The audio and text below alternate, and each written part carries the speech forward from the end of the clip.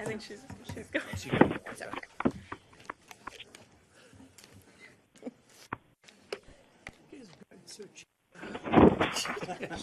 Hey, budget cuts. Yeah. You don't have a gavel in your closets? Just hold on. A little technology glitch.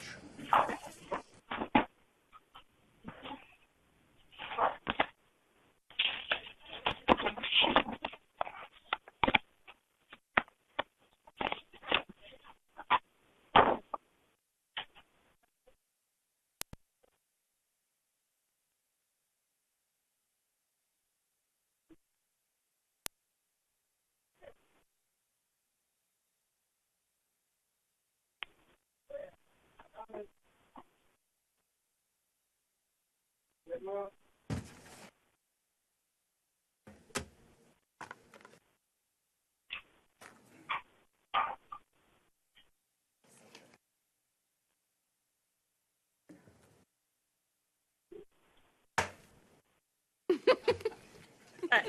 Welcome, everyone. I'm excited to call this meeting to order, and I will turn it over to Madam Secretary to please call the roll. Madam Chair Simmons. Aye. Dr. Presnell. Aye. Ms. Neighbors. Aye. Controller Wilson. Right here. Mr. Turner. Ms. Incolade. Here. Dr. Lemming. Here. Dr. Martin. Here. Mr. Vottendust. Ms. Summers. Here. Dr. Smorelli. Here by phone. Mr. Hughes. Here. Ms. Hayes. Here. Ms. McGinnis. Mr. Lane. Ms. Washington. Here by phone. Okay, Madam Chair, you have 14 present. You have a quorum. Great. In front of you, you should have your agenda. Can I have a motion to adopt our agenda for today? So moved. A second? Second. Great. Madam Secretary, can you call the roll? Madam Chair Simmons. Aye. Dr. Presnell. Aye. Ms. Neighbors. Aye. Comptroller Wilson. Mr. Turner. Ms. Incolade. Aye. Dr. Lemming. Dr. Martin. Aye. Mr. Vottendust. Ms. Summers. Dr. Smorelli. Aye. Mr. Hughes. Aye. Ms. Hayes. McGinnis is here. Ms. McGinnis. Aye. Mr. Lane. Ms. Washington. Aye. Madam Chair, you have 15 ayes. Motion passed. Great. The minutes from the May 3rd board meeting are in your packet in front of you. If you have had a chance to look at those, can I have a motion to approve the minutes? So move. A second? Second. Madam Secretary, can you call the roll? Madam Chair Simmons. Aye. Dr. Presnell. Aye. Ms. Neighbors. Aye. Comptroller Wilson. Mr. Turner. Aye. Ms. Incolade. Aye. Dr. Lemming. Aye. Dr. Martin. Aye. Mr. Vottendust. Aye. Ms. Summers. Dr. Smorelli. Aye. Mr. Hughes. Aye. Ms. Hayes. Aye. Ms. McGinnis. Mr. Lane. Ms. Washington. Aye. Madam Chair, you have 15 ayes. Motion Thank you. passed. I just want to make sure everyone recognizes we have a new member of the TSAC board, Ms. Tiffany Summers from Lipscomb. Do you want to just say your role there at Lipscomb? Yes, I'm the Director of Financial Aid at Lipscomb. Great. Yes. And so she'll be representing, serving as the TASPA president at this meeting. So we're excited to have you here. Welcome. Thank you. So just want to stop and take a minute to thank, and I don't even know if they're here, but the folks who have been working so hard on Tennessee Reconnect. As many of you know, we expected maybe about 8,000 adults to apply through Tennessee Reconnect. And it turns out that we have received about 30,000 applications for Tennessee Reconnect. It says there is such even in a state of very low unemployment numbers, it's fascinating to see the number of adults that are wanting to return to school. So to the folks who have worked relentlessly to push out information, to the schools that are getting ready to receive these students, I want to thank you guys. I also want to point out the profile of these individuals is unique. So I think majority of these individuals are making less than $25,000 a year right now. The majority of them also have some sort of child or dependent that they're caring for. The majority have only earned a high school diploma, so they've had some exposure to post-secondary, but the highest degree that they've earned at this point is just a high school diploma. And then lastly, they also plan to work full-time as they pursue their degree. So we know a good amount about this population of 30,000 individuals. The next step is to obviously see them through to enrollment and see kind of what numbers show up on campus on the first day. But we're really excited about this. I think on my role on the state workforce board, trying to think about how we leverage other dollars, WIOA dollars, to think through supplying books for these individuals or childcare or the things that stand in the way of them being able to access post-secondary and be successful while they're there. So just a huge kudos to the teams that have been working on this effort. It's so exciting to see, and I think we'll have a lot more to report as we move into this school year. So with that, I will turn it over to James Snyder, who's going to give us a promise update.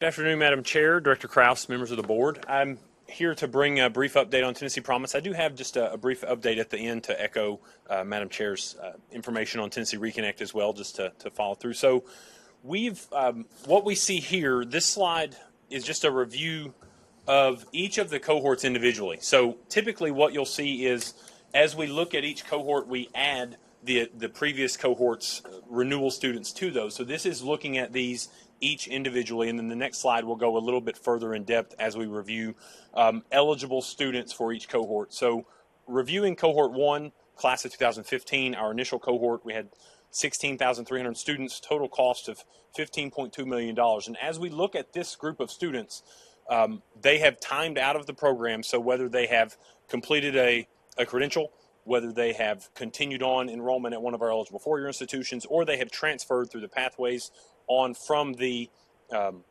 eligible institution on into the pursuit of the baccalaureate degree program. That would be their next step in the process. Cohort 2, the class of 2016, in review of this cohort, 17,148 student, total cost $16 million.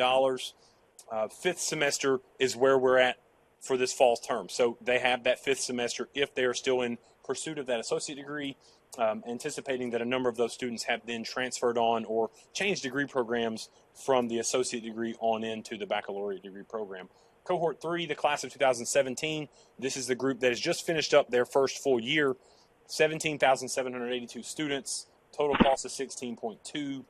They are now into their sophomore year, so we're anticipating seeing kind of the year-over-year retention on this group of students as we start the fall semester. Cohort 4, the class of 2018, we had 62,500 applicants. From that group of students, we had the 27,565 that completed community service. So that is, I believe, I've got my statistics here, that's a 7% increase year over year in community service completions, which is tremendous. Okay, so as you look at the total cost of 19.3, that is absolutely an estimation just based on the historical references to the historical trends that we have seen over the first three cohorts. And then cohort 5, applicant pool for class of 2019, the application opened August 1st. We had just over 5,000 applications when I checked before I came upstairs. And we're right on tracking versus last year, just year over year, right on track to hold true as to what we saw last year. So this is an interesting slide. We were, when we presented to the Promise Board a couple weeks ago, we wanted to kind of really look at each cohort individually. Okay, so to be able to draw comparisons on every one of our metrics. So as you can see, as the applications each year continue to grow, as the FAFSA completion percentages continue to grow, that, and one thing to draw attention to, everything from I'm blanking on the word, forgive me, our process we've honed the process. So as you see, everything is continuing to grow. The most important point of this is looking at our average award. The fact that we've been able to maintain our average award in that roughly $1,000 per student award, even as our per cohort or our size of the cohort has grown from 16,000 to nearly 18,000. Our average award has maintained at just over $1,000, which was the anticipated cost in the beginning. Okay. Now, as we look at cohort 4, again, these are absolutely projections. There are a number of ways we could run those numbers. I chose personally to put the most promising number, the largest number, if you will, just from to hope that we were going to have 19,000 students. His projection is around 18,000, so we're somewhere in that 18 to 19,000 projected student range, which would put us coming in at roughly $30 million for the year with the cohort 4 that are currently enrolling. Okay, so that's what we're anticipating. So this is a lot of information here, but it really just goes to really see all 4 cohorts side by side as we move through the process. Yes. And so your expenditures are cumulative expenditures for the entire program, not each cohort expenditures. Correct. Yes. So the expenditures here are representative of the cumulative. Okay. Yes. On the prior slide here, those are per cohort expenditures. Yes, sir. And then this is our traditional slide to show you where we are from an investment perspective. These are in millions, revenues, expenditures, and I will save you me reading the numbers, but needless to say, we are still in a flush perspective. We're doing very well from an investment perspective, although we had other expenditures from a hope perspective. I believe they were a little higher than originally anticipated. We from a promise perspective came in lower than originally anticipated, so it all evened itself out. Questions here from a promise, revenues, and expenditures perspective. So from a brief reconnect update, and to echo Chair Lady Simmons, we did actually break 30,000 this morning, so we're at roughly 30,072. We have been overly just impressed, surprised, excited about the interest, the applicant pool. Here in a moment, we'll talk through some of our potential awarding numbers, which are even more impressive. So just from a demographic applicant profile perspective, roughly 57% of this group of students have reported that they do have dependents or parents that they may be providing care for. 87% of this group of students does plan to work while they're enrolled, whether it's part-time, full-time, multiple jobs, whatever this may be. 51% of the group do prefer daytime or online course offerings. And that, from our initial perspective, was slightly surprising. I thought at least personally, I had anecdotally assumed that an adult that's going to work full-time is going to be looking at evenings or online or weekends. But this group of students, based on the Reconnect Success Plan information that we've received, did indicate that they prefer and plan to enroll in daytime or online or anytime course offerings. 33% of this group has reported no prior college experience. And then 36% have attended college in the past but are not currently enrolled. And then 27% of this group of applicants is reporting that they are currently enrolled students who are now planning to take advantage of Tennessee Reconnect. Okay. And then from just a financial demographics perspective, and these incomes are self-reported. This is one of the pieces of our Reconnect Success Plan that, from a data sharing perspective on my end, I was the most excited to be able to share this with our Reconnect communities, with our institutions. The institutions have the information. The communities, legally, we weren't able to share it because of federal laws, but if we capture this on a self-reporting perspective, we can allow them to then frame a conversation. A student with a 0 to 25,000 self-reported income has a higher probability of being eligible for Pell, being eligible for for some of the needs-tested benefits programs. So there are other ways of framing the conversation without us sharing an EFC and breaking federal laws. And so that's why this information, from our perspective with our institutions, was of the utmost importance. And just looking at framing this out, that roughly 50% of our population is self-reporting an income below $25,000, the higher probability of a 0 EFC.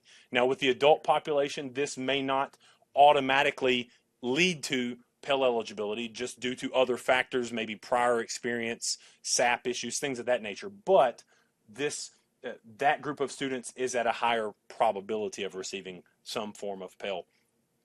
Now, where are we with Tennessee Reconnect? The applications continue to roll in. This is a process that is ongoing. Fall classes begin in roughly 10 days, so a week to 10 days.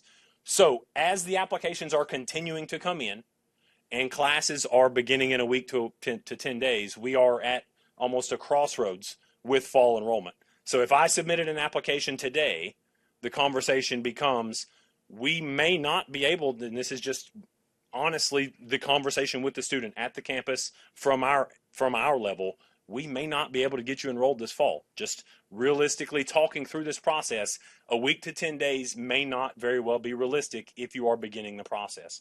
The good news from a Reconnect perspective, there is no point at which they have to start. They can start when they're ready, when we can get them enrolled. And so that's that conversation. If I showed up and everything's done and we're ready to go and the school is still getting students in, then fantastic.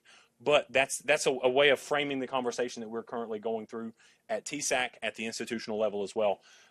Recently, we ran through some polling with our institutions, with the TBR institutions specifically, and a couple of our private institutions. Approximately 8,100 students have not only registered but are plan to be awarded based on information from the institutions as of last Friday. So that's an extraordinary number. That number is only set to increase. And then from that, we'll also begin to see those that are covered by gift aid. So looking at the 8,100, this is students that anticipate receiving dollars. So we may, if we looked at it from a promise perspective, we may very well have an additional 8,000 that could be receiving no financial aid, but that are enrolled as what we would consider a Reconnect student, using the same framework and terminology from a promise perspective. So that's a very likely possibility, something that we'll hopefully be able to bring to you at the spring meeting to just update on where we are from a cohort perspective. Yes. A couple points for the board. One, we need to quickly ascertain, and we've talked to Chancellor Tidings and Heidi, we'll need a quick feedback loop on this to get a sense of who didn't show up and reconcile that with our applicants so we can immediately deploy that information back in the next year. The other point is we'll know something about enrollment on the 14th day. And the early indications are already, they range from absolutely explosive to impressive. There's going to be campuses that have a 50 to 60% increase in their adult population. That's fair. We know that right now. All of that is happening while the national trend is for adults to get out of higher ed. It's pretty remarkable. It'll be a national story. I believe that. But more importantly, it's going to be a whole bunch of Tennesseans going to college who I don't think were planning on it until they saw you can go for free. So obviously grateful to the Board of Regents for the partnership we've already had with them. We'll get data back, we hope, very quickly so we can build it right back into the feedback loop for cohort 2. And do we have a sense of where, is it pretty straightforward in terms of where most of these applicants are applying to go to in terms of community colleges? Like, is it Nashville State? Obviously, I'll Mississippi? defer to James as well, but the map of applications follows pretty much the map of the state population. Now, I will tell you, there's some community colleges based on the preliminary data we've seen, they're going to have larger spikes because they are near one of those urban areas. But I did not see anything that was particularly impressive in terms of defying what is just population centers are gaining more numbers. But if you take it by percentage, take Roane State, for instance, who's in a rural area, Roane State's going to have a massive increase. And as a percent of their population, because they were maybe building off a smaller base. There was, after the last board meeting, there was a map of the state that was sent out to us. It may not have been for the data that we're speaking of now, but it was really helpful to see where the applicants were coming from a percentage standpoint. And I don't know if there's something that could be incorporated into these reports for each board meeting, so we would know not only what you're talking about from the community college perspective, but also where the applicants, majority, or just how it's dispersed, I guess, out in the state, both for Tennessee Promise recipients as well as Tennessee Reconnect. We'll get it to you. You know, I think that would be helpful because it's kind of see, okay, invisible for what is. Thank you. I don't need two of me. I just need one. It's kind of frightening. If someone just joined us, if you could please mute your phone. As much as we would love to hear Ms. McGinnis say everything twice, it will probably be disruptive to the proceedings. we will get them out. Yes, ma'am. Are there questions, points, clarification? Can we get a copy of this? Absolutely. That'd be great. Just to follow up, there's been so much hard work that I can only imagine that's been done. So thank you, because at the end of the day, this is about the students and families and the impact and the mission. And yes, it's a lot of time, it's a lot of money, but the benefits are just unbelievable that's going to happen. For somebody that's going to get the opportunity to go to school that's never gone to school, a lot of us probably take for granted, right? And so I just think that's important to mention. So thank you. Thank you very much. Thank you so much. And I will turn it over to Director Kraus for his report.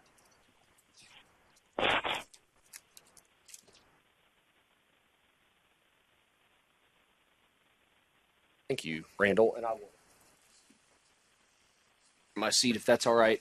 I want to bring it back internal really quickly. My goal in these board proceedings and with our THEC board as well is always to give you all like a big three. Here are three things that are on our mind right now just to share with you. First is to bring it back internally and talk about the TSAC enterprise, which the reality is the only times we really ever say THEC or TSAC are at the respective board meetings. The rest of the time, these are completely combined agencies. And we actually put a finer point on that a few weeks ago when, if you'll remember, this was our old structure. Two completely separate agencies with the director at the helm of both, but divisions who I think had begun to do a really good job of working together. But the reality is, if you're on a separate org chart, you're going to work like you're on a separate org chart, and that includes geography, and I'll talk a little bit about that in a moment. Last July, we reorganized to become a combined agency, one mission, one logo. A lot of the divisions that maybe used to be traditionally THEC are now led by someone who is traditionally TSAC and vice versa. We took one more step a few weeks ago when we actually aligned all student-facing activities in this agency. So if you see, this is our current org chart. If you see a red box around an organizational unit, that used to be something that you would have seen just on a TSAC chart. Now, again, they are completely combined. The most two notable shifts, one of which is difficult, but it is something that ultimately we carried out, and that was the wind down of the loans operation. That was a situation where we had to undergo an internal reduction in force, and those are difficult. We did complete the reduction in force on 1 July, and that is an organizational unit no longer on the chart. We also took recognition that our communication services division, led by Diane Lejean and her team, is working very closely on a daily basis with folks like Troy Grant from College Access, again, traditionally THEC, Adult Learner Initiatives, led by Jessica Gibson. All of those functions now live in one bureau, led by Dr. Emily House. I say all this to say we are continuing to evolve. Geography matters. If you'd have come here 2 years ago, everybody from TSAC was on 2 floors. Everybody from THEC was on 2 floors. That is no longer the case. We are completely interspersed in our one seamless agency. Point about state financial aid investment I wanted to make to the board, and Dr. Presnell sees this certainly. We're in a really unique position right now in terms of state investment and financial aid. We are now second in the South, and the reality is we are barely behind South Carolina per student. We should be really proud of that. I appreciate the board of directors, the constitutional officers, the General Assembly. This is remarkable. I just came from kind of our national convention. When you talk to other states, they're in woe is me mode around financial aid largely. And we are in a growth mode where we have continued to grow, most notably TSAA, which you'll hear about, while also continuing to grow Reconnect and Promise. It's a really great time to be in financial aid in Tennessee. Finally, we're going to keep pushing on some things. We're going to talk about one of these things really in depth, and that is making sure, as you all remember, that our TSA reserve represents a program that is essentially doubled in 10 years, and moving that reserve to a place where we feel comfortable about operations moving forward. Closely tied to that is a data-driven award model, which we've never really deployed before. We've always had a really good feel for what our awards would look like. As you'll hear about in depth from Tim Phelps, we had an uptick this year that we're all aware of. What we now have in place is a forecasting model. We feel very comfortable about two things. One, our ability to have a reserve that is at least 10% of the balance. And two, maybe most importantly, equally important, to be able to make sure we're serving low-income students with TSAA. There's a whole agenda item on that later in the meeting, What I just wanted to share with the board is probably not a week has gone by and few days have gone by this summer where we haven't been working on balancing how do we have an appropriate reserve level while also getting money out on the street to students that need it. And Tim will brief on that in a moment. The last point's a new leaf to turn over, and I may enlist some of the board members to help us with this. If you go look at our Tennessee financial aid brochure, it's great. There's a lot on there. There's a lot of programs, folks, and there are a lot of programs. We have programs serving 20 people. We have programs serving 30 people. And then we have programs serving 42,000 students. I would put to the board, we need to begin thinking about some streamlining. The most important thing is our message to students. Promise has proven that. Students who never knew they could go to college for free have, because we said it's free, and vice versa with Reconnect. I put before the board, we need to begin looking at honing some of these programs that are low yield. Don't have the concept yet, and I wouldn't try to do that alone or even within our staff, but we as a board and then as a larger agency, I think need to take a hard look at, is there a way to tell students, you have 4 pathways to college in Tennessee, this program, this program, and this program, and this program, versus right now, if you look, we're serving many constituencies. Many of them we may need to keep some of these programs. I don't know, but I think it's very fair for us to ask some critical questions about low yield programs, and we will be doing that over the next several months. And that is all I have, Madam Chair. Any questions of me? I guess I would ask, are most of these on this list, TSAC profile, are most of these programs ones that were started through legislative efforts? Many of them. Well, no, all of them, if they exist, Okay. were legislatively created. So this would require I would say a couple things, a wide-ranging, public, legislatively involved discussion Yeah. about where we want to end up. At the same time, I will just say there are programs on here that were created legislatively. At this point, we're 14 years into the lottery program. It's fair to begin looking at these. And some of these I'm like, okay, Tennessee Math and Science Teacher Loan Forgiveness Program feels like something we should be promoting more instead of doing away with Absolutely. if there's only 2 people that are tapping into that. Right. Or it could be that the program was created at a time where education lending was totally different. Mm-hmm. And so maybe we've progressed to where that isn't the modality. Yeah. Again, we don't know the answers, but we really didn't want to start the conversation without publicly saying we need to sit in a room. We need financial aid directors in a room. I would love, of course, we need legislators in a room. We need the treasurer's office and the comptroller's office. And then I think we just need to work through some realistic scenarios. Mm-hmm. I think our first watchword on this is at no point do we want to disenfranchise students. We also want to make sure we're balancing that with a really clear structure of what's available. Yeah. Yeah, I can't help but think, like, when you look at the Minority Teaching Fellows Loan Forgiveness Program, that's something that we know from the research. Students of minority students do better when they have teachers who teach them who are of similar background. And so wondering if the research tells us that matters, and yet we're not pushing this program well enough. How do we think about that? So Yes. Anyway. Absolutely.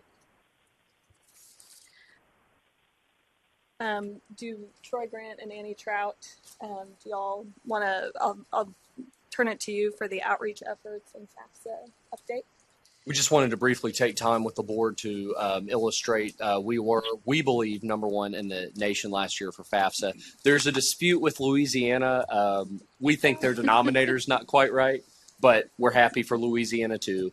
No matter how you cut it, we've led the nation now in FAFSA for several years. We're not stopping. In fact, we have actually already have a whole suite of efforts that we're going to roll out in about 6 weeks to begin FAFSA cycle for 2019.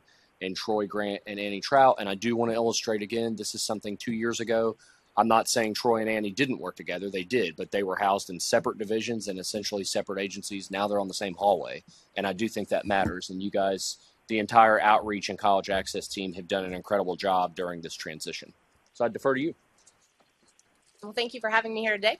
Just some of the updates that we have. Our new 2018-19 TSAC brochure is currently at the printers. We're hoping to get that possibly late next week and start delivering that to the different schools that we service across the state.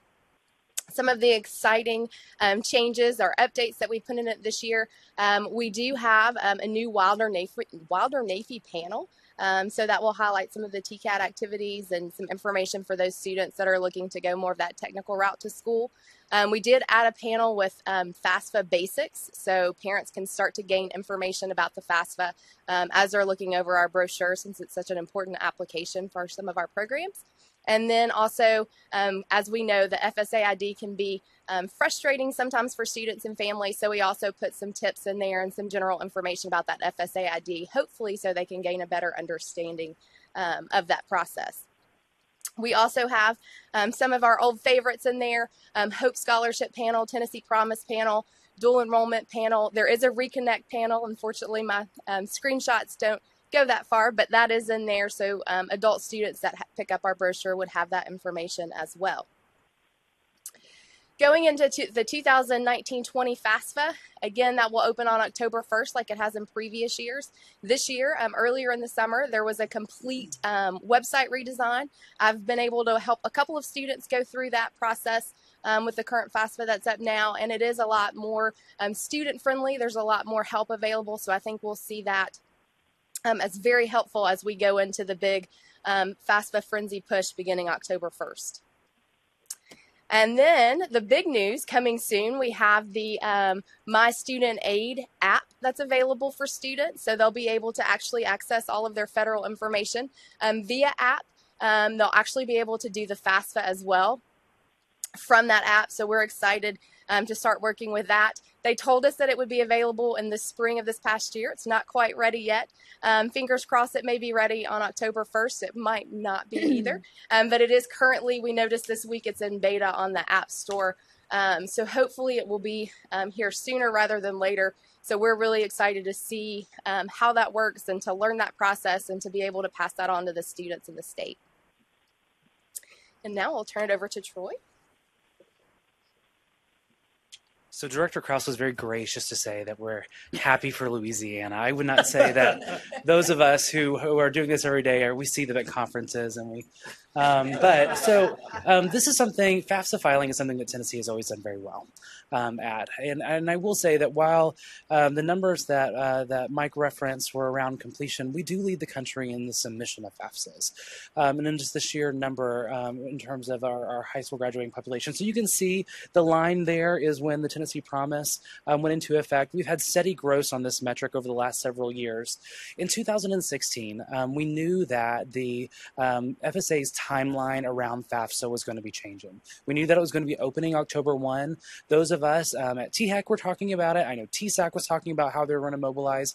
We know that the nonprofit community across the state was also working. Tennessee Achieves. So we have this very different environment around FAFSA filing. And so as opposed to all of these organizations hatching plans to independently work towards adopting this new framework of a timeline, the idea was brought around was, what if we all got together and had a concerted effort around FAFSA filing in the state? And that gave birth to this concept of what we call Tennessee FAFSA Frenzy. So the partners were the people who should be at the table. The Tennessee Department of Education, THEC, TSAC, the nonprofit community all came together to develop this collaboration. In this process, we developed resources, which included a toolkit. We have, and I know Diana's going to talk about this later, we have an amazing team here at TSAC who do this work day in and day out. They're in the field helping students fill out FAFSAs. But what would it look like if we had FAFSA expertise in every high school across the state? And so how can we build that capacity statewide? We did that by creating a guidebook through communications and tutorials, regular tutorials and webinars for practitioners, of course, the outreach team, and then through the transparency of data. If you go to most schools across the state, they will give you what they think their college going rate is. I live in Wilson County, and I won't say what next to high school, but the comment was made, was like, what is your college going rate? Well, we think it's about 95%. Well, it's not 95%. And so it was really important to go ahead and put out in front of those practitioners, here's where you are. Let's set some goals for your high school, and how can we move the needle so that you can evaluate yourself against yourself year over year so that you are kind of pushing this metric for students. So this is a page turner, 55 pages of FAFSA information. We have extra copies if you'd like one on your way home. But this was a huge help. It really was kind of line by line. How do you fill out the FAFSA? Ideas on how to, there's an art to pulling together these FAFSA completion events. It's not just a kind of, if you hang up a marquee, folks will come. There's some strategy here. Things like setting appointments with families, because if you set an appointment proactively with a family, they're more likely to show up as opposed to just coming to a cattle call, kind of a FAFSA night. And so we're trying to engender some of these best practices as we hear them and disseminate those across the state. We also developed communication resources. This included memes and other things. Some of the communication that we did, Mike sent out a very regular email that went to high school principals, letting them know where their school was in terms of FAFSA filing. I think it was important for schools to know that there are others that were looking at these numbers. Then we also, from our office, would send emails to school counselors. And this was not done in a way where it's like, this is kind of where you are. We were not shaming schools. We were there to say, here is where you are. We stand ready to deploy human beings to come to your school to help you do this work. How can we resource you so that you can better serve your students? And again, here's kind of a picture of, we have tnfafsafrenzy.gov, where every time we get updates from FSA, we update this. Going forward, and I'll talk more about this in a minute, so this is based on submission data. We are also going to be pulling in completion data going forward. So to kind of hit that point, so what we're looking at for this next year, really honing in on completion, not just submission. So ensuring that the FAFSAs that are submitted are FAFSAs that could actually be awarded when it comes time to enroll. Communication, we will continue the emails to counselors and to principals. We are also partnering with the Reconnect team to have an adult push here, and how can we fold kind of adult FAFSA completion into this work as well. We are going to be doing a 2-week FAFSA Frenzy emphasis immediately before the Tennessee Promise deadline to kind of look at those schools across the state where we know that they're lagging where they were last year, and then deploy resources to those schools in very strategic ways. And then also a focus on equity. We had our data team do some work around who is the student who is not filling out the FAFSA. And that student is a male student, they are a student of color, and they are a low-income student. And it's really that low-income piece, if you kind of think about this too, the FAFSA is what unlocks all the kind of the federal aid. These are the students who stand to benefit the most. So what we've done is we've identified 14 high schools across the state that have particularly noticeable gaps in one of these 3 areas. We're going to be partnering with those schools and to develop a work plan on what FAFSA completion can look like about moving the needle in these populations, with the hope that we can identify some promising practice that we can scale statewide. So we're at a place now where I don't think we can move the FAFSA needle just by communicating broadly. It's time to deploy very strategic kind of interventions so that the funding is getting to the students who could benefit the most. So that's all I have. Any questions I could answer? Or Annie? Great, thank you so much. Thank you all. All right, I will turn it over to Tiffany Summers for the TASFA President's Report. Thank you, Madam Chair. I bring greetings from approximately 600 financial aid officers across 127 institutions in Tennessee who are very, very, very busy right now getting students enrolled and getting their financial aid created, packaged appropriately. I joke that Labor Day is a holiday for financial aid administrators because if we can get through August, it's great. It's a great day. So thank you for all that you guys do to support and help our financial aid offices across the state. We have goals that we have for the 2018-2019 year. A couple of those things, we want to continue to provide professional development for our members across the state. So we do have a fall training scheduled for the end of October that will be in 3 parts of the state in West, Middle, and East Tennessee in the end of October, where we definitely have we are thankful for the partnership we have with TSAC and THEC to produce those training events, and they are very much worthwhile for our members.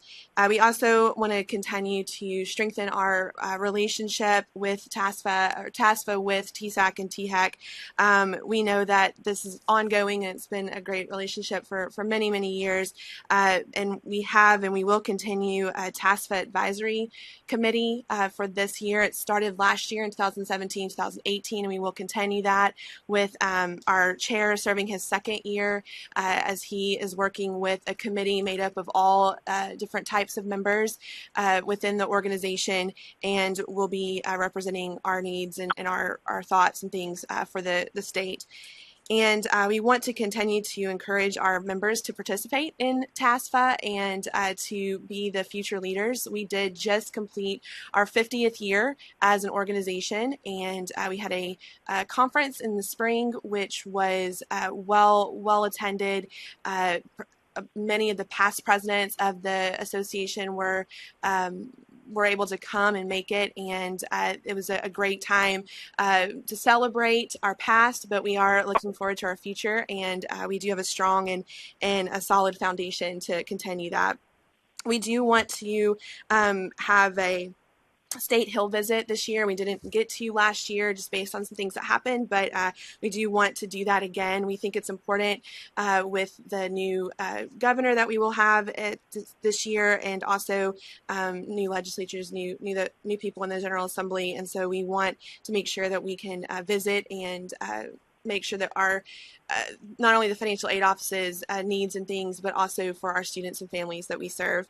And just to kind of give you a breakdown of our association, like I said, there's around 600 members, 127 institutions, and our executive board has 11 elected officials, 15 committee chairs that are appointed, and I think it's interesting to provide the diversity of our board by sectors. So we have 8 independent 4-year institute, 8 people who are from independent 4-year institutions, 6 from 4-year public, 4 from 2-year public, 3 from TCATs, 1 from a proprietary school, 3 from TSAC, and 1 representing another aid organization. So I feel like we are well represented and diverse in our membership, and we look forward to an exciting year partnering with TSAC and THEC with just different activities, FAFSA Frenzy, things like that,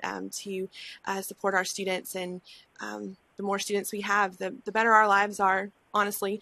So it's busy, but we will get through, and we appreciate all the help and support we get. So thank you. Great. Thank you so much for that. Madam update. Chairman, Yeah. I'd just say thank you to you and your members, because I'm sitting here today because of the wonderful relationship. Due in part, I'm sitting here today because of the lady over there, Darylyn Parks Porter, who was my financial aid officer when I was at Austin Peay State University, and walked with me step by step for 5 years through the FAFSA process, through every year. So bless Darylyn, and thank you for what you do every day, especially during this crazy time. So, Great. Any other questions for Ms. Summers? All right, we will move into the decision items portion of our agenda.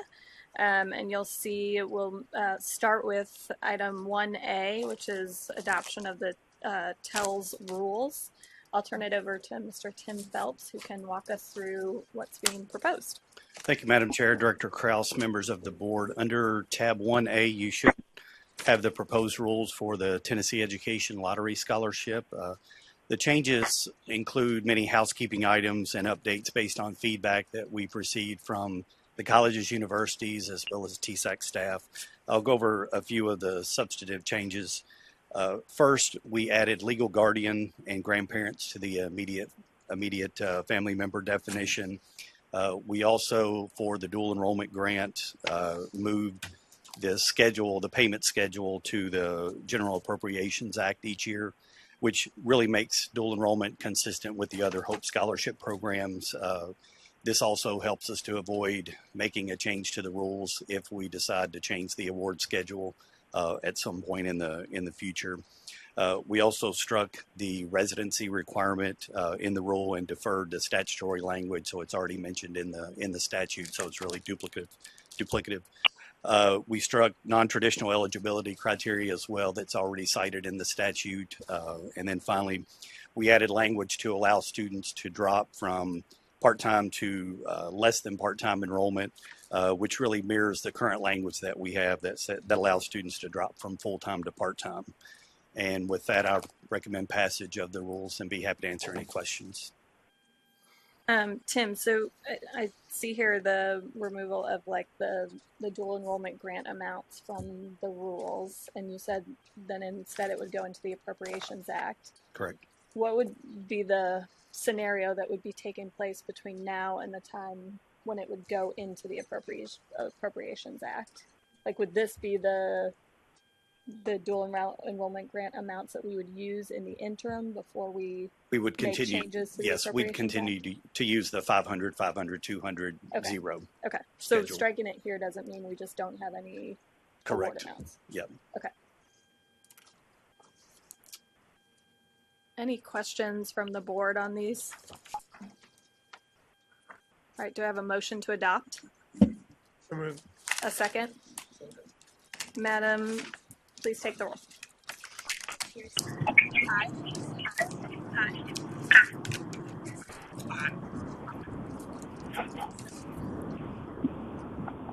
Ms. Neighbors. Aye. Comptroller Wilson. Yes. Mr. Turner. Aye. Ms. Inclod. Aye. Dr. Lemming. Aye. Dr. Martin. Aye. Mr. Von Dust.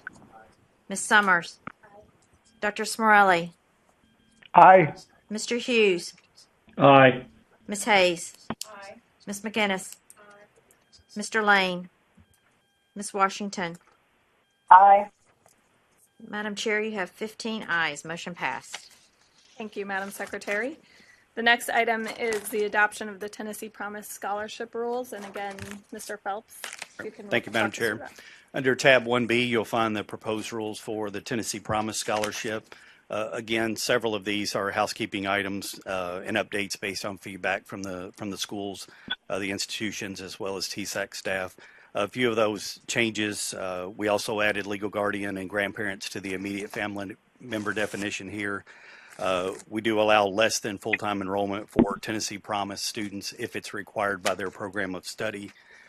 We changed the fall community service deadline from August 1 to July 1, and then also allowed an extension for any of those community service deadlines if it happens to fall on a weekend or a holiday. We did provide some clarifying language for the community service section, and then finally just provided for one mandatory meeting rather than two, which really covers the Tennessee Achieves partnering organization. But all of the information that was covered in both of those meetings is covered in the one mandatory meeting. So with that, recommend passage of those rules and happy to answer any questions. Any questions from the board? All right, do I have a motion to adopt? Move approval. A second? Second. Madam Secretary, can you take the roll? Madam Chair Simmons. Aye. Dr. Presnell. Aye. Ms. Neighbors. Comptroller Wilson. Aye. Mr. Turner. Aye. Ms. Inclad. Dr. Lemming. Dr. Martin. Aye. Mr. Von Dust. Aye. Ms. Summers. Dr. Smorelli. Aye. Mr. Hughes. Aye. Ms. Hayes. Ms. McGinnis.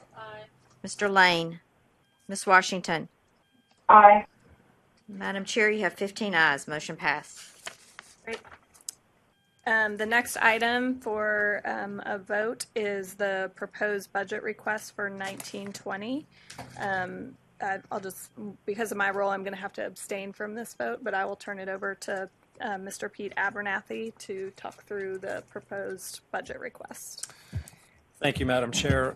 This is, members of the board, this is the item that we bring to you each fall for our subsequent budget request that is due to the Department of Finance and Administration each fall.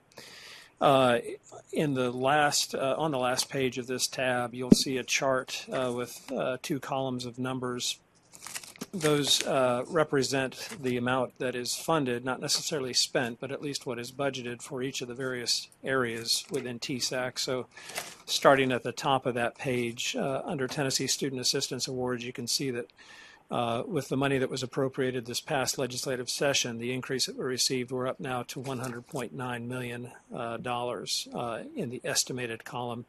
The column to the right of that is the proposed base budget. So that is what we would be turning into the Department of Finance and Administration. There would be some technical changes still that we have not yet received from finance, but we soon should be getting that, and the amount of those would be in the thousands of dollars, very small changes to this, but we do want to recognize that some of these numbers may be adjusted slightly with the new work program for the 18-19 fiscal year. But the request for you today is to adopt what would be presented to finance for the 19-20 year, which would be essentially what we have in the 18-19 fiscal year. As you go down that page, then administration is where we house the employees. So that's where you'll see the salary and benefits, as well as some operating costs for the agency. The academic scholars area is our Ned McWhorter scholarship. This is what we award to the very brightest high school students that apply for these awards. We, I think, have an average ACT of about a 34, an average GPA of a 3.98, something like that. And out of roughly 1,500 applicants each year, we can award about 125 to 130 of those. So that's that 1.5 million there, and that's a $3,000 award that's matched dollar for dollar by the institution. So it's a total of $6,000 to the student. The Loan Scholarships area is our Minority Teaching Fellows Program, Tennessee Teaching Scholars Program, and Graduate Nursing Program. Those are awards that are given as a scholarship but turn into a loan if they don't complete a teaching requirement, service requirement following their graduation. And then finally, the $339 million area is, of course, our lottery area. That's what funds the Hope Scholarship, the family of scholarships. The only increase then that we have for presentation is back one page, and on the second page is for the Tennessee Student Assistance Awards. This request is for an increase above that $100.9 million. And what we've done is essentially what we've done in the past 5 or 6 years, where we have looked at the population of eligible students who have applied but not been able to be funded because of funding limitations. We are down now to roughly 27,500 students that are eligible but unable to be funded. So we've taken that number and divided by 4. So we're asking for a 25% amount that would cover that 1/4 of that total, and would anticipate asking that for the next 4 years. That comes to a total of $12.3 million, which would fund roughly 6,800 students. So if we do that for the next 4 years and receive it, then we would essentially be funding all of the applicants, eligible applicants for the TSA. So we're within a reasonable distance, I think, of reaching that goal. So that is the recommendation, Madam Chair, a continuation budget into 2019-20, and a single request for an increase for the Tennessee Student Assistance Award. Just a word on the internal budget. I wouldn't be a state government director if I didn't highlight we are doing much more with much less. We have deleted a significant number of positions at this agency. The TSAC agency is constricting. As recently as a week ago, we sent several more program position deletions. The only way we're able to do that is the staff that just kind of say, okay, great, we can do it, we can do it, we can do it. And so very grateful to them. We do aspire to run efficiently, and I think we are by any definition right now, but wouldn't be able to do it without our staff, who are kind of just very comfortable. Everybody at TSAC is a utility player.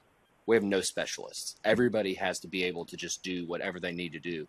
The best example of that, one of my favorite examples, is Darylyn. Where are you at, Darylyn? You're hiding. Darylyn is a compliance specialist. She leads our compliance team. Very important work. Darylyn also does plenty of FAFSAs for students that come in and need help. or our outreach team, all of whom there's very few requests you could make to a member of our outreach team in their geographical area that they don't instantly execute. So I'm grateful to the staff. We're grateful for the funding we do have internally, but this agency has gone the other direction. Even as our programs have gotten bigger, we've constricted our internal staff size. Any questions on this particular decision item? Yeah, Mr. just, President? well, first of all, let me tell you, I really appreciate the budget recommendation. Not only do I respect how it's being managed, but also the increase for the TSAA. And the program, since I've been here, has increased, I think, I don't know, 4 or 5 times, so it just keeps going up, and I really do appreciate it. It's nice to see that we've got that number down to about 27,000 students who aren't served. That number used to be astronomical. I was going to ask, if anybody remembered Where it started? Well, I remember there being about 100,000 students that were not being served by the program. So, there's obviously been some shifting and changing in the population as a whole, because if you add the two numbers up, it doesn't quite reach that number. But nevertheless, it's been up there. And I really would be remiss to not praise Governor Haslam for making this a priority over his tenure, the last 8 years for that program. The one question I had is, are we going to address the reserve amount for this? Is that going to be in today's discussion, or is it? It will be. Okay. Is it a discussion item? Well, is it okay? It's a discussion item, not an action item. The bottom line up front is I'll present a reserve growth plan that is ambitious.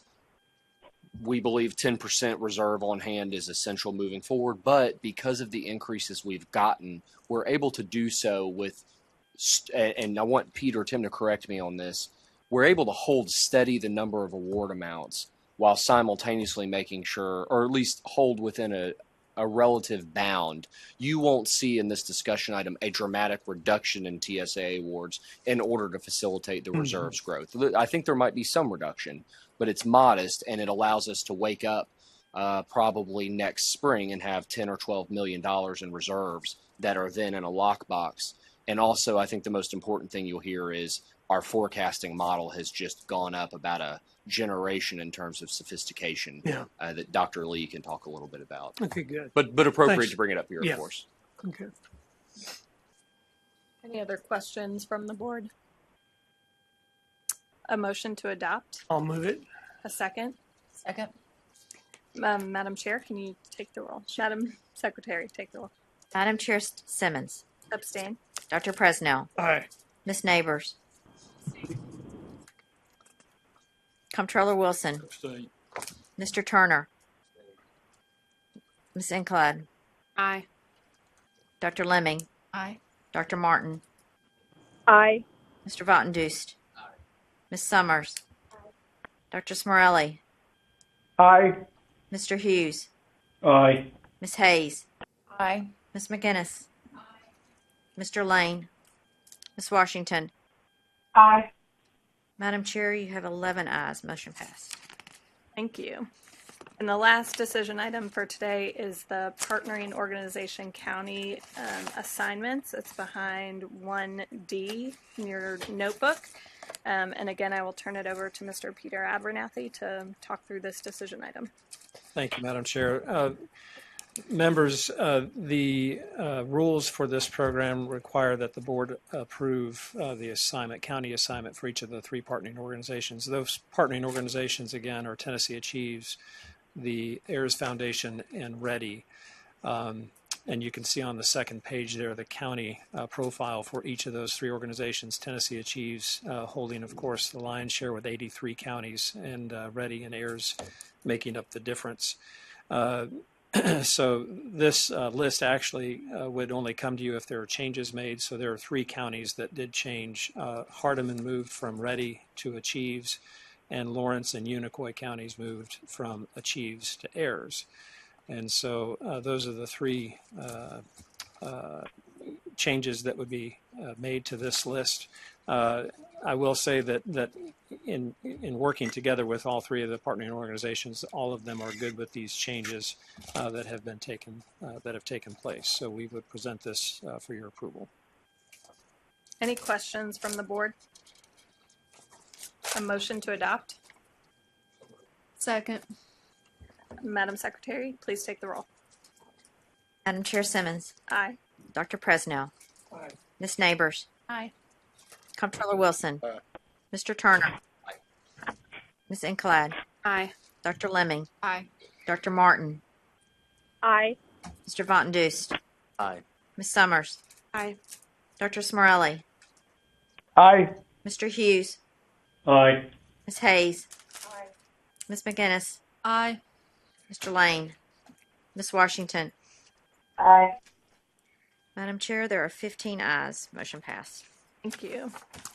And we'll move now into our discussion items, and I will turn it back over to Mr. Tim Phelps, who is going to give us a TSAA update. That's behind tab 2A. Thank you, Madam Chair, members of the board. So as Director Kraus mentioned earlier, we utilized reserve funds this last year for the TSAA program, which means that we had more students use the award. We were able to increase the number of awards by about 8,700 students. And as we discussed at the May board meeting, we were really looking for the reason for this. And really it comes down to one simple answer, is that we just had more students who took up the award this past year, and which is great news. It's a good problem to have. Another piece of good news is that we wound up with a reserve of about 1.9 million, and that's about $1 million more than what we anticipated. We did have discussions about the sectors and whether there was a shift in the sector or from one sector to another, and there really wasn't. With each of those were within 1% of each other from the previous year. And also since May, we have been working with TX Policy and Strategy Division to really look at what the best way to dig into the data and to make a recommendation going forward for the TSA awarding. And we looked at FAFSA information, and I should say Dr. Jason Lee, there's Dr. Lee, was really instrumental in helping us and assisting us with this, and really pointing out the specifics of this process that we used. Looking at characteristics from the FAFSA, which is obviously self-reported. It's the latest information that we have, and using family income, dependency, the schools listed on the FAFSA, and then looking at the likely take-up rate for the students. And I think Mike mentioned it earlier, a good analogy to use is that really in the past several years for the TSA program, we've really been using a map, and we've been heading in the right direction, but we really didn't have the specific direction. So with Dr. Lee and the Policy and Strategy Division, we're really using a GPS at this point to get us where we need to go. And the recommendation from the Policy and Strategy Division was to make awards, and we followed this recommendation to make awards through this past May 31st. And we estimate that this is going to produce expenditures in a range of about 89 to 92 million. And that means we would have about 8 to 10 million in unspent funds. And at the end of the year, we estimate that the reserve will go from the 1.9 million to about 10 to 12 million, and somewhere in that range. The board did have discussions, I think, the last time about spreading out or building up that, phasing in that buildup of the reserve. But really, with Reconnect coming on board, we've seen increased participation in our lottery scholarship programs as well. I will say that our estimates last year for the TELS program was about expenditures were 3 to 4% higher than what we anticipated. So that also bled over obviously into TSA as well, which had about a 5 to 6% increase. So our comfort level was, let's build this reserve up. Let's get that cushion in the bank, if you will. That way, if we have to rely on it, then we can tap into that. Finally, the one recommendation that we have, we would like to propose a special meeting in January We will look at the expenditures for the fall 2018 semester and see how accurate we are, and then we'll use that to help frame recommendations that we'll make for the 1920 academic year. And be happy to answer any questions. Or Mike, if you've got anything to add. So this discussion is based strictly upon the base request, or keeping at the base. It doesn't take into account if we get the increase, or we get an increase appropriated to it, it could offset what the strategy of making the reserve. Okay. Another point to keep in mind, Dr. Personnel, is that because we fund previous awardees first, Right. The chance of someone who received it last year not getting it this year would be Unlikely. Very unlikely, unless they just didn't apply or applied late. But if they make the deadline, then they would be awarded. So we wouldn't have students that would be unfunded this year that were funded last year. Could you revisit one more time as to why we decided not to do an incremental, like over 2 years or 3 years to get it to where we need it? 2 points. We've not decided anything. This is Oh, the okay. staff recommendation. I will say, I think we had a close call last spring, and we need a margin now. If we can do that without making sure that students who got it last year lose their award, my recommendation as the fiduciary of the agency would be, let's give ourselves a berth this year while we're learning. I think we might be in a new financial aid world in terms of uptake, which is great. And with Reconnect as well. Yeah. But that would be, I would have not felt comfortable bringing to the board a recommendation where, let's say we have another spike. And I don't think that's beyond the realm of possibility. We don't have some breathing room. But I also think the calculus, which I know this is likely where you're coming from, is, are students who got TSA last year, this year, going to come up dry? We don't think that's going to be the case because we award prior awardees. Will it restrict our growth somewhat? Likely. But I believe our recommendation is in service of making sure there's a foundation of a reserve that we've never needed before. That's probably the right move this year. And again, I think we'll be able to bring you in January, here's what's happened, and probably be able to be less restrictive next year. I'll also say for the record, this is not as restrictive as I wanted to be. Dr. Lee came in my office about 3 months ago and said, you're holding too many awards back. We need to open this up a little bit. And I took that recommendation. But I think we learned a lesson last spring that we would do well to keep in mind this year and not find ourselves in a position where we're ever having to affect award amounts. Yeah, and I certainly wouldn't ever want to get into that position. I was just didn't know if we, went $5 million this year and an additional $5 million next year, and see instead of just the 10, just try to do the 10. But I'm comfortable with it. I just wanted to hear more about it. And it's a range. I mean, we think the 8 to 10 million is what will be unspent. So it's not, we've got some wiggle room there. Is the 10% a new policy, or we had that in practice before?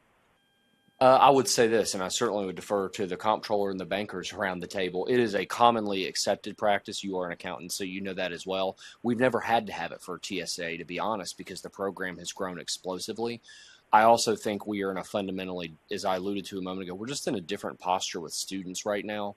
And 10% feels like the margin where we can always make sure award amounts stay stable and never have to worry about, going outside the bounds of the award. Would defer to anyone else on that, but I'll tell you that sounds reasonable. It's not scientific. It is a common sense approach that the comptroller just illustrated. Absolutely. Just to say, if tomorrow we woke up and we had to call out a bunch of grants, $8 to $10 million, given the fact it's a $100 million program now, feels appropriate. And it's been a discussion item, or at least we've talked about it with prior boards, that 5 to 10% is our comfort range. So we had that administrative reserve on the loan piece sitting there that for years. We could kind of do what we needed to and really make sure we spend every dime in this, because we knew we had that backdrop, and now the loan program's gone, so nothing's building up there. So, thank you for making that point, Dr. Presnell. And just to update this, so that would have meant as recently as 2 years ago, we could have told you we have $24 million in the operating fund. We are now down to $1 million in that fund. But I think too, in January we'll have more of an idea, because we will have come through the fall which is why it's good to have the special meeting in January to see what kind of percentage. I mean, I think 10 definitely is a nice start to that. I think 5, you're really just kind of touching it, 10 is more healthy, or healthier, excuse me. Don't you agree? Yeah. Any other questions on this So discussion we don't item? need to vote on this? You don't need us to affirm you through a vote or anything? This is reflecting the award letters that went out. It's us apprising you. I just want to make sure you felt like you were in the right position. No, absolutely. Okay. Thank you. Next, we will move into the grant and scholarship programs update, and I believe Tim Phelps will provide that to us. Tim, you're popular today. I know. He always thinks he is. Well, Don't let it go to his head. We always try to distract University of Kentucky football fans. Yeah. Other things.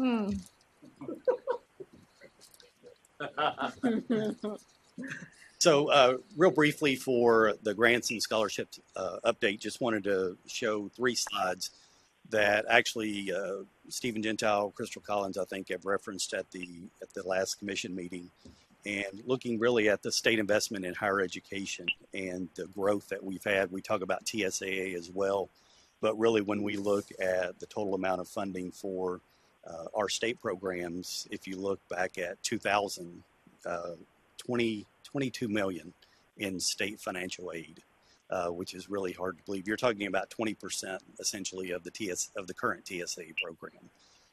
You can see where the Hope Scholarship began in the 2004-2005 academic year.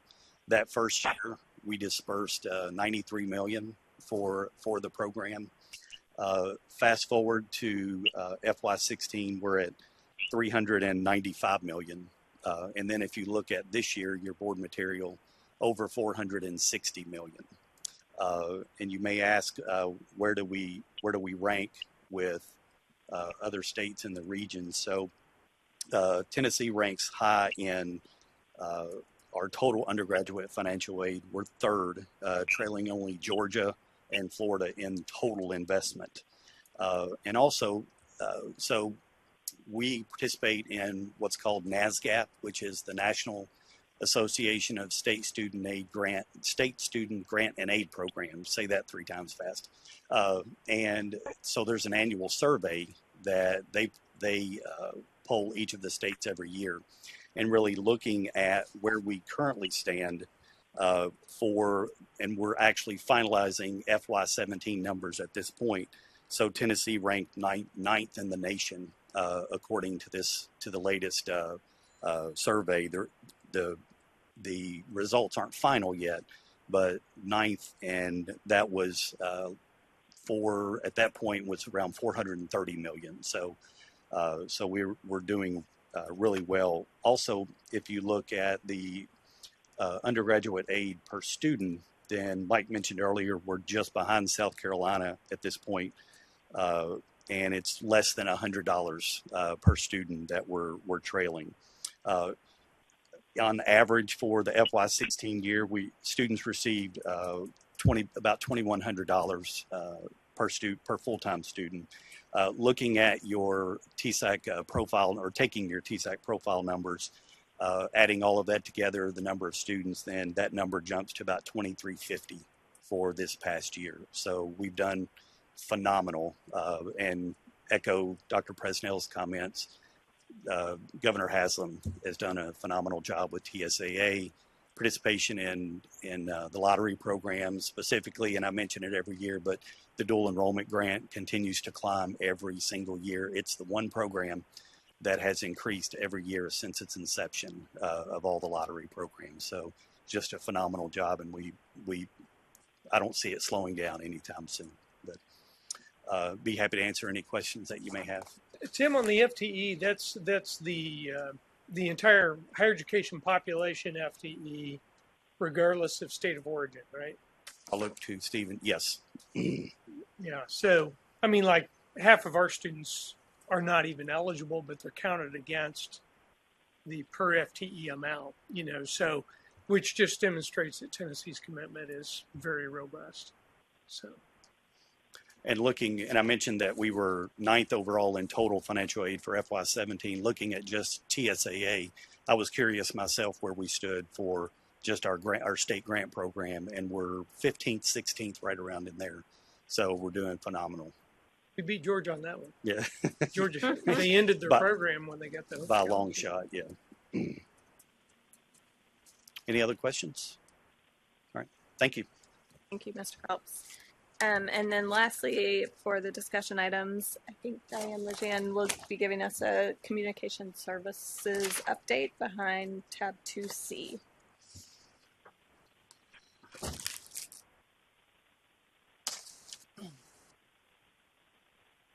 Good afternoon, Madam Chairman, members of the board, and Mr. Kraus.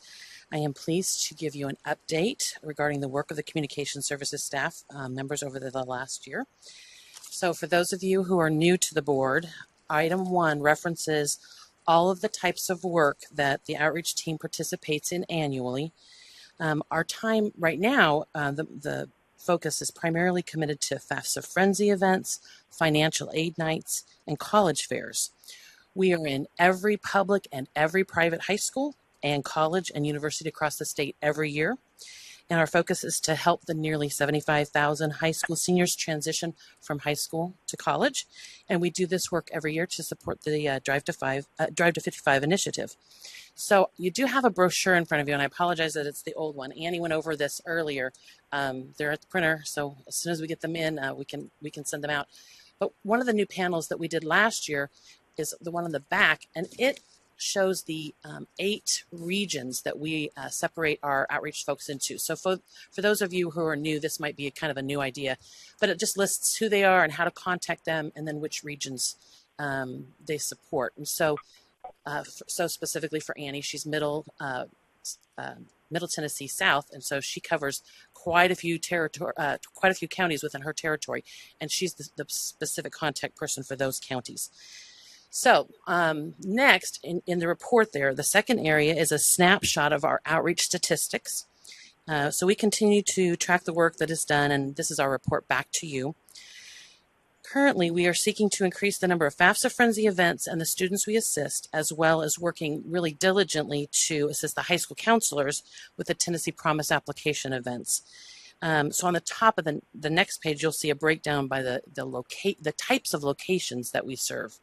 So I hope that's a little bit helpful so that you see not only who we're helping and how we're helping them and how many we're helping, but where we're at when we get to interact with the students and their families. So the third area in the report is our call center statistics. So our department is kind of split into outreach, where we're kind of the sales force, even though we're not selling anything. But we also have a call center for incoming questions and issues with the website and issues with the database and things like that. So we continue to be very busy answering calls. We communicate via live chat and as well as email. And the types of topics that we cover, I just went ahead and listed them there for you. But we get calls from students, parents, high school counselors, financial aid professionals, just quite a wide range of folks. So the fourth area in my report is new. So with the kind of this relaunch of the Tennessee Reconnect, we have started spending some really dedicated time to working with adults. In the past, it was a slide or two in our presentation, but now we are taking more time to help with if they need help with their FAFSA, if they need help with the Reconnect application that is in eGrants, some of the specific details. And so we just started this in the spring, and so we helped approximately 665 prospective adult students for the first time. So that will be in the future added to the other area. I just wanted to kind of highlight that since it's new. Okay, and then in the final section, as I mentioned in the previous board meeting, we're gearing up to begin work this academic year with a focus in 19 distressed counties, and we'll be in all 28 of the high schools in these counties. Our work there will include increased communications with the high school counselor, financial aid nights, Tennessee Promise workshops, FAFSA Frenzy events, and we're also trying something new. This was Annie's idea. We will be working in conjunction with the area colleges to host college and career summits. A summit will likely be a morning where we bring in the closest community colleges, TCATs, and any of the four-year schools that would like to participate. I'm guessing that the event will probably be about 2 hours long. We'll get representatives to speak maybe 15 to 20 minutes with small groups of students, and then the students will move between the classrooms and the different topics. And our goal is to make sure that the students know all about their college and career options. And so this is just kind of a story that Annie, this happened to Annie when she was it Wayne County? This was a few months back. So there was this discussion about the college night at this high school. One of the young men said, well, I didn't go because I'm not going to college. And as the communication continued with Annie, what she realized is that he was going to a TCAT, and in his mind, that wasn't a college. And so it's that idea of helping them to decompartmentalize instead of thinking, college or trade school. All of it's good. Let's get everybody be thinking about all of their options between the different types of schools that they can attend. So we're really, really excited about the efforts that we're going to be making in these 19 counties. The work has already begun. Jason's not here today because he and Jonathan are in Grundy County, and they're watching us live on the streaming on the computer. So we're supposed to give them a shout out that they're doing great work in that distressed county. And then lastly, I just wanted to add one last thing. So each year we try and think of something new that we can do that we haven't done before. So, we've been doing FAFSA events for over a decade. Thank you for Darylyn's work back in the day. And so, what can we add to each year to these efforts? So 2 years ago, we added some dual enrollment nights. We also added junior pizza party nights at the 30 Advised Tennessee schools. But the new idea this year, and this kind of came, I think, from Rita, who's out in East Tennessee, we are working at their college orientations at the community colleges in the summer with the freshmen that are coming in. If they're flying for verification or if there's any issue on their FAFSA that they're having trouble with, we are able to be there. We've set up a table, and the student can be directed to us. We can help them with that, and then they can get back in the registration line and get their classes. So we did about 140 of those. It's a lot of the community colleges over the past few months, and that's not going to be in your report because this report is through the end of June. So, but it'll be in next year's. So we've been very busy this last year. I'm sure you can tell. We did meet in June to set our goals and our strategies for this next year. And we're just really excited about the focus, especially with the distressed counties. So if you have any questions, I can entertain them now. Just a comment. Haywood County, that's where I reside, is one of the distressed counties. And we do appreciate all the good attention that we've gotten, and it's working because we are moving from distress to at risk. Something is working over the next year. We're actually going to continue with everyone that was distressed in 17, because if you moved out of distress to at risk, you might not have moved that far. That direct assistance looks like two things. One, everything Diane just mentioned, having our great communications team folks who know every county, maybe just think, do I need to be in Ravenwood 3 times this year? Ravenwood's probably going to be okay, right? Can I maybe reallocate my time to one of the schools that's really struggling? Also coupled with direct investment from THEC. So THEC will be granting to all distressed counties money for enhanced CTE equipment, provided they agree to use that CTE equipment to, one, keep their lights on at night for adults, because our school buildings are maybe the most underutilized buildings in the state after 3 p.m., and two, making sure that when we've got dual enrollment, when we've got welding going on and there's a TCAT 6 miles away, maybe we need to make sure that's dual enrollment credit. So it's kind of a two-pronged work, and it's known as the SPARK initiative, supporting post-secondary access in rural counties. That is great. Are there other counties that have? So there's 4 on this in 2019, and I just shout this out because ECD uses this as a metric for success. And so we started with 21 distressed counties in 2015. We're now down to 15. So while it's 19 for 2018, the good news is we've had 4 move off of distress. That does not mean attention does not need to continue to be focused in those areas. Yes. But just proud of the work that has moved them in the right direction and will continue to move them in the right direction. So thank you for your time and attention on this. Any questions for Ms. Lejean? Okay. The last item on our agenda is the conflict of interest statements under other business. Mr. Phelps, do you want to just highlight what that is? Or Mr. Abernat? Sorry. Either one. Yeah. Sorry. Don't insult me. Sorry. That's quite all right. I've been called. Well, no, actually, I haven't been called worse. This is a report that is due every year for our annual audits. When the state comptroller's office comes to audit, they always ask for these. So we would need actually both the official member of the board and designees to fill these out and get them back to us. It doesn't have to be right now, but within the next few weeks, we'll be reaching out to you and making sure that we get these filled out and signed. So we appreciate you helping with that. Thank you, Mr. Abernathy. All these you don't. That is absolutely. Is there any other business that needs to come before the board today? One thing I might mention, if the Education Commission of the States this year recognized Governor Haslam with the James Bryant Conant Award, and which basically recognizes the top governor in the United States on higher education initiatives.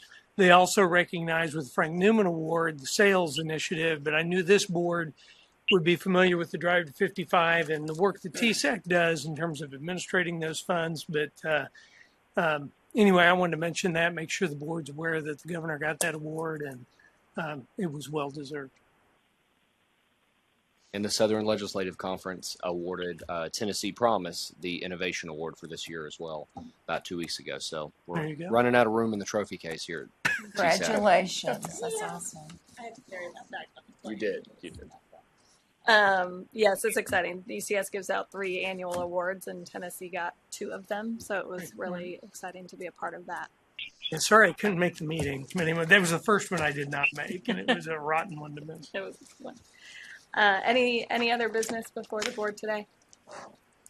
All right. There being no further business, I'll call for a motion to adjourn. A second? Second. We are adjourned. Thank you. Congratulations again. Yeah.